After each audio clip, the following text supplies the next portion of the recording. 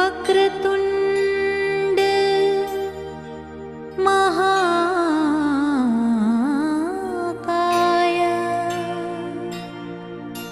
सूर्यकोटि समप्रभा निर्विघ्नं कुरु मे देव सर्वकार्येषु सर्वदा।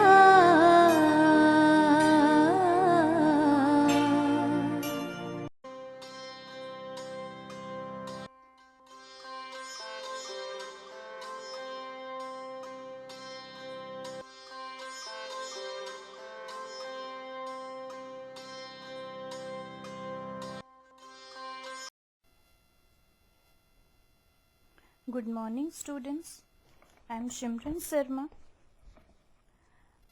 उम्मीद है आपने मेरी पहली वीडियो देखी होगी जिसमें हमने business studies and management class 12 के चैप्टर 1 का nature and significance of management पढ़ा था, जिसमें हम लोगों ने डिस्कस किए थे introduction of management, definition of management and difference between the effectiveness and efficiency of management.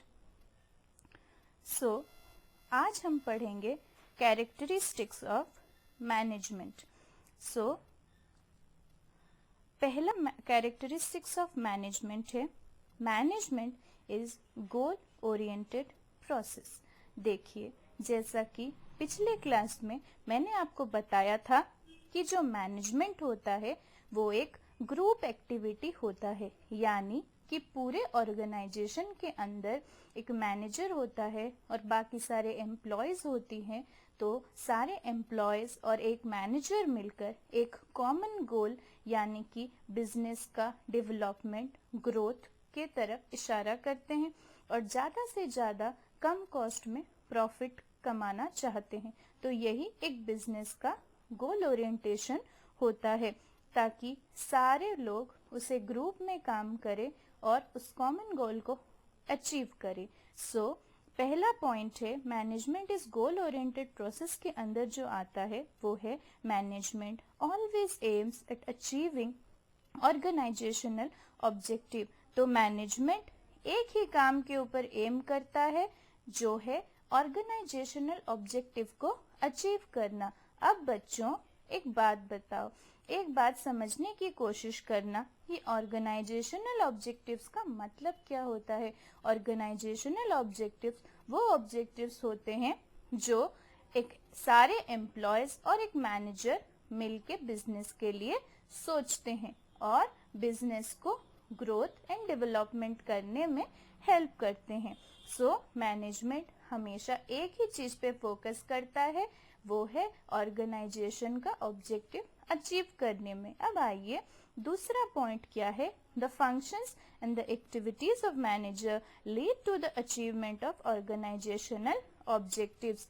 देखिए ये बोलना चाह रहा है कि जो मैनेजर है वो बिजनेस का अचीवमेंट और ऑर्गेनाइजेशनल ऑब्जेक्टिव को सही ढंग से मैनेज करता है। मैनेजर का तो काम ही होता है मैनेज करना। इसको बहुत एक अच्छे एग्जाम्पल से समझते हैं। जैसे हमारे घर पे हमारे बड़े यानी कि हमारे पापा या दादाजी पूरे घर को मैनेज करते हैं, सब चीजों का ध्यान रखते हैं, तभी वो घर बहुत अच्छे से चलता है। और यहाँ पर हम अगर मैनेजमेंट की बात करें तो ठीक उसी तरह है। जब एक मैनेजर पूरे ऑर्गेनाइजेशन को सही ढंग से अपने अच्छे मैनेजमेंट स्किल से चला रहा होता है, तब उसको ऑर्गेनाइजेशनल के गोल्स को अचीव करने के लिए कोई नहीं रोक सकता। सो जो मैनेजर का फंक्शंस है, उसकी जो एक्टिविटीज यानी कि उसका जो काम है, वो यही होता है कि वो ऑर्गेनाइजेशनल ऑब्जेक्टिव को अचीव करे, वो भी पूरे ऑर्गेनाइजेशन के एम्प्लॉयज के साथ मिलकर। तीसरा पॉइंट क्या है जानते हैं, management unites the efforts of different individuals in the organisation towards achieving the common goal. तो यहाँ पे मैनेजमेंट एफर्ट्स किसका यूनाइट कर रहा है? जितने भी इंडिविजुअल है, यानी कि ऑर्गेनाइजेशन में काम कर रहे हर एक एम्प्लॉय क्या चाहता है? एक ही चीज चाहता है कि हमारे ऑर्गेनाइजेशन का किस तरीके से प्रॉफिट हो, वो किस तरीके से ग्रो करे, वो किस तरीके से डेवलप करे।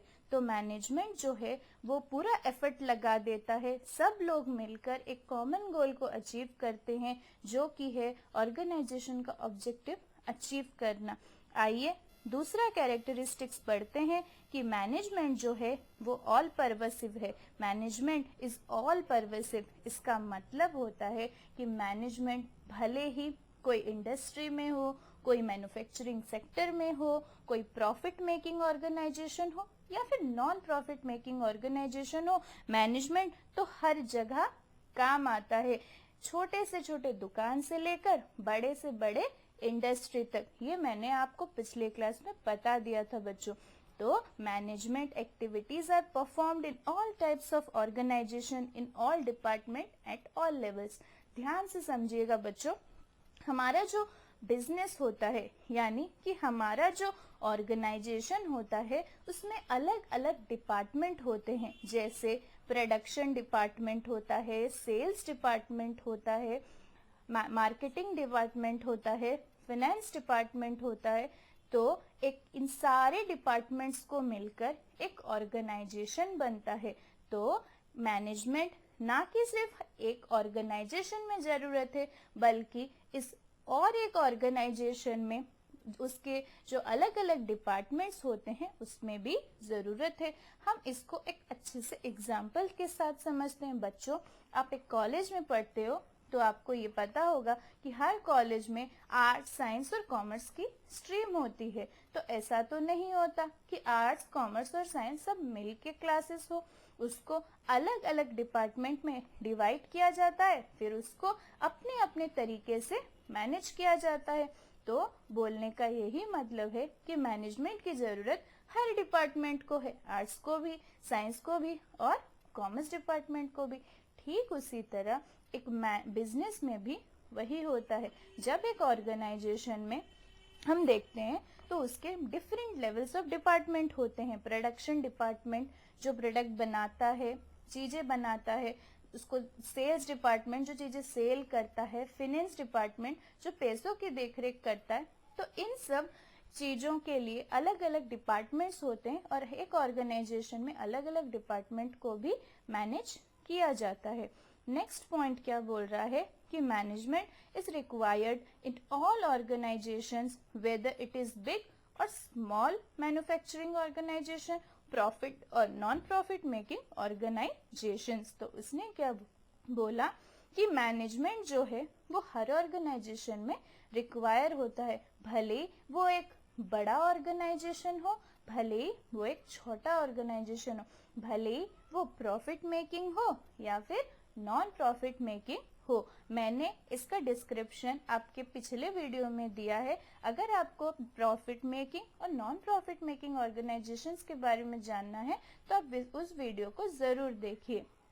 Next point, concept of management is used in whole world. हमारा जो पूरा का पूरा वर्ल्ड है, हम उसे हर जगह मैनेजमेंट को यूज करते हैं, ना कि सिर्फ बिजनेस में, बल्कि हमारे घर पे भी अगर कोई बर्थडे पार्टी ऑर्गेनाइज हो रही है या कहीं हमें जाना है तो हम उसका भी पहले से प्लानिंग करते हैं। तो इसका मतलब होता है मैनेजमेंट इज ऑल परवेसिव, मतलब ऐसी कोई जगह ही नहीं है जहां हमें मैनेजमेंट की कोई जरूरत ना पड़े।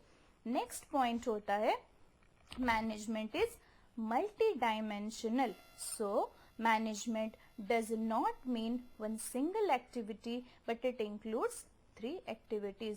जो हमारा तीसरा कैरेक्टरिस्टिक्स है वो है मैनेजमेंट इज मल्टी डायमेंशनल, मतलब कि उसमें मैनेजमेंट कोई एक ही एक्टिविटी नहीं है बल्कि उसमें बहुत सारी एक्टिविटीज हैं, जैसे कि management of work, management of people and management of operations. आइए जानते हैं मैनेजमेंट ऑफ वर्क क्या है। देखिए, कोई भी ऑर्गेनाइजेशन हो, भले ही वो बड़ा हो या छोटा हो, हमें कुछ ना कुछ काम करने की वहाँ पे ज़रूरत पड़ती है। जैसे कि स्कूल का काम होता है एजुकेशन प्रोवाइड करना, हॉस्पिटल का काम होता है अपने पेशेंट्स को ट्रीट करना, और साथ ही एक फैक्ट्री का काम होता है चीज़ों को प्रोड्यूस करना। तो बोलने का मतलब ये है कि एक काम कभी भी हम कंप्लीट नहीं कर सकते जब उसमें मैनेजमेंट ना हो। यानी कि जब एक स्कूल एजुकेशन प्रोवाइड करता है तो उसे मैनेजमेंट की पूरी पूरी ज़रूरत पड़ती है। अगर वो बिना किसी प्लानिंग के स्कूल को चलाएगा तो उसका स्कूल कभी भी बहुत दिनों तक नहीं चल पाएगा। तो मैनेजमेंट ऑफ वर्क ये बताता है कि हमें काम हर ऑर्गेनाइजेशन में करना पड़ता है और उस काम को करने के लिए हमें मैनेजमेंट की बहुत ज़्यादा ज़रूरत पड़ती है। आइए नेक्स्ट पॉइंट क्या है, मैनेजमेंट ऑफ पीपल। यहाँ पे बोलने का मतलब क्या है कि despite the fact that a great deal of technology development has been taken place, now getting work done through the people continues to be the main objective of management today. अब management of people का मतलब क्या होता है बच्चों, कि हमारे organisation में हमारे वर्कर्स काम करते हैं, हमारे एम्प्लॉयज काम करते हैं, तो उनको मैनेज करना भी बहुत ज़्यादा ज़रूरी है। अगर हम उनके अच्छे बुरे का ख्याल नहीं रखेंगे तो कभी भी वर्कर्स हमारे ऑर्गेनाइजेशन में खुश नहीं होंगे। उनके अच्छे बुरे का ध्यान रखना, उनको सैलरी टाइम पर देना, उन्हें कुछ प्रॉब्लम हो तो उन्हें समझाना, उन्हें कुछ स्किल की ज़रूरत हो तो उन्हें प्रोवाइड करना, तो ये सब होता है मैनेजमेंट ऑफ पीपल। आज के डेट में जब हमें मैनेजमेंट में सबसे ज़्यादा ह्यूमन रिसोर्सेज की ज़रूरत है, तब हमें उन पीपल्स को मैनेज करना चाहिए ताकि हमारे ऑर्गेनाइजेशन का गोल अचीव हो सके। नेक्स्ट आता है मैनेजमेंट ऑफ ऑपरेशंस। इसका क्या मतलब होता है कि हमारे एक ऑर्गेनाइजेशन में बहुत सारे ऑपरेशंस होते हैं, यानी कि काम होते हैं। जैसे कि प्रोडक्शन होता है, प्रोडक्ट बनाया जाता है, उसे सेल किया जाता है, उसे फाइनेंस मतलब सही ढंग से उसका कितना उसमें पैसा खर्च हुआ, कितना उसका प्राइस होगा, ये सब जो डिसीजंस होते हैं एक प्रोडक्ट को लेकर एक इंडस्ट्री में, वो होता है मैनेजमेंट ऑफ ऑपरेशंस। अगर हम सही ढंग से उन सब चीज़ों को मैनेज नहीं करेंगे तो हमारा प्रोडक्ट ना तो ठीक से प्रोडक्शन होगा, ना ही ठीक से सेल होगा, और ना ही हमारा कंपनी प्रॉफिट कमा पाएगा।